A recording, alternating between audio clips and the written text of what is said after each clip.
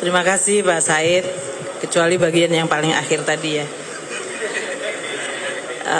Alhamdulillah hari ini kami telah menyelesaikan tugas konstitusi.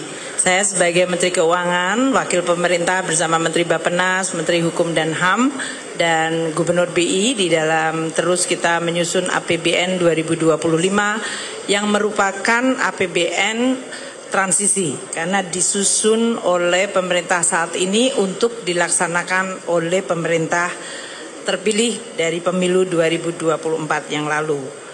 Kita semuanya terus melakukan komunikasi dan konsultasi politik untuk mendapatkan arahan sehingga APBN 2025 bisa mengakomodasi seluruh prioritas pemerintah baru, namun pada saat yang sama tetap waspada terhadap berbagai risiko seperti geopolitik, terjadinya berbagai gejolak, perlambatan dari perekonomian besar seperti di Amerika Serikat, RRT, Eropa, serta tajamnya fragmentasi global dalam bentuk perang dagang.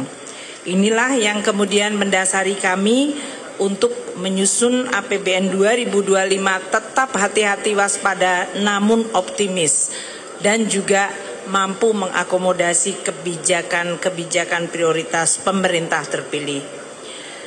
APBN 2025 seperti saya sampaikan dirancang untuk menjaga stabilitas, inklusivitas, dan keberlanjutan. Dan ini tercermin di dalam baik sisi belanja pemerintah pusat, baik itu di KL maupun non-KL, belanja transfer ke daerah, serta below the line atau pembiayaan. Kami juga menggunakan instrumen penerimaan seperti pajak, bea dan cukai, serta PNBP untuk mendorong stabilitas, inklusivitas, dan keberlanjutan. Pemerintah telah sepakat dengan asumsi makro yang tadi telah dibacakan, jadi saya tidak ulang. Dan kita tentu memahami bahwa berbagai indikator pembangunan juga sama pentingnya, seperti penurunan tingkat kemiskinan, tingkat pengangguran, dan juga ketimpangan. Kami berterima kasih di dalam pembahasan dengan Dewan Perwakilan Rakyat, terutama dengan Badan Anggaran, untuk bisa mengakomodasikan beberapa prioritas dari Presiden terpilih dan Wapres terpilih, antara lain program makan bergizi gratis, pembangunan sekolah unggulan, renovasi sekolah-sekolah di seluruh Indonesia, pemeriksaan kesehatan gratis, dan juga program ketahanan pangan dan energi. APBN 2025 kita harapkan akan menjadi instrumen yang tetap sehat, kredibel, dan efektif untuk membangun fondasi Indonesia menuju visi Indonesia Emas 2045. Banyak fokus di dalam APBN yang selama ini telah kita sampaikan dan akan diteruskan, yaitu collecting more, spending better, prudent, serta innovative financing. Penerimaan negara dijaga pada 3005,1 adalah keseimbangan antara meningkatkan kapasitas APBN membiayai program-program penting, namun juga menjaga kondisi dan iklim investasi. Belanja kementerian lembaga sebesar 1.160,1 triliun telah memasukkan program unggulan pemerintah baru.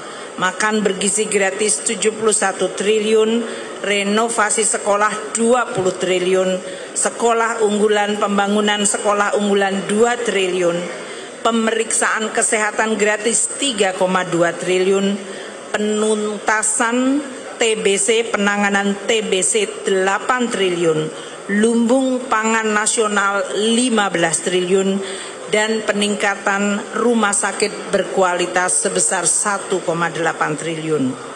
Untuk transfer ke daerah 919,9 triliun adalah untuk menciptakan sinergi harmonisasi kebijakan pusat dan daerah dan meningkatkan kualitas belanja produktif dan perbaikan local taxing power sehingga kemajuan daerah akan semakin diselaraskan, yang tertinggal bisa mengejar lebih cepat, sehingga daerah-daerah makin mengalami konvergensi kemajuan. Defisit APBN 2025 seperti tadi telah disampaikan sebesar 2,53% PDB atau 616,2 triliun.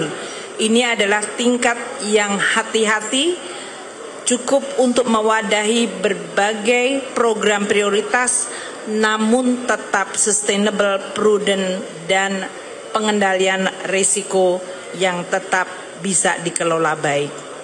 Di dalam pembiayaan investasi sebesar 154,5 triliun adalah untuk mendukung berbagai BUMN, BLU untuk peningkatan kualitas SDM.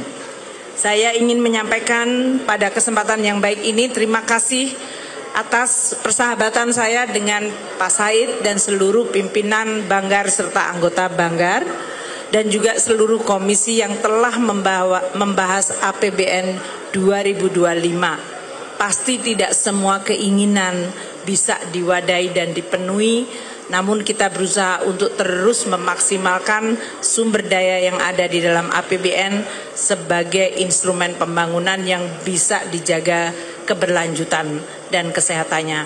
Pak Said, terima kasih Pak Said atas persahabatan dan hubungan yang luar biasa konstruktif antara pemerintah dengan DPR.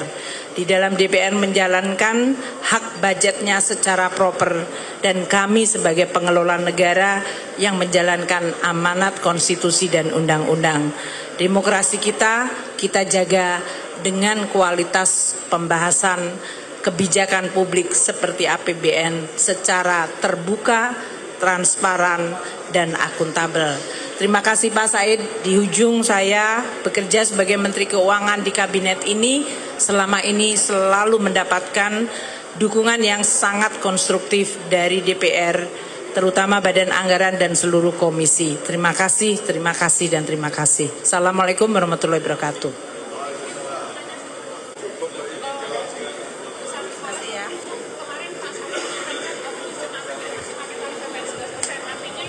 Akan naik tahun depan, Bu. Sementara targetnya naik 16,5%. Oke ya.